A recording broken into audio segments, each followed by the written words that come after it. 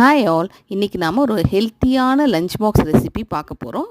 ஒன்றும் இல்லைங்க, நெல்லிக்காய் சாதம். இப்போ ரொம்ப ஈஸியாக எல்லா இடத்துலையும் கிடைக்குது. அதுக்கு வந்து நம்ம ஒரு வாணலில் கடுகு, உளுத்தம்பருப்பு, கடலப்பருப்பு தாளிச்சிட்டு ஒரு 5 நெல்லிக்காவை துருவி எடுத்துருக்கோம். அதையும் காஞ்ச மிளகா, பச்சை மிளகாவோட சேர்த்து நல்லா வதக்கும். 2 நிமிஷம் வதங்கினதுக்கப்புறம் மஞ்சத்தூளையும் அதில் எண்ணெயில் வதக்கிட்டு கொஞ்சம் வந்து இந்த நிலக்கடலை வறுத்த நிலக்கடலை அது கூட சேர்த்துக்குவோம். அது கொஞ்சம் நல்லாயிருக்கும் ரைஸ்க்கு. அதுக்கப்புறம் நம்ம வடித்து ஆறின ரைஸ் அது கூட சேர்த்துட்டு உப்பு போட்டு கிளற வேண்டியது தான் நம்ம நெல்லிக்காய் சாதம் ரெடி.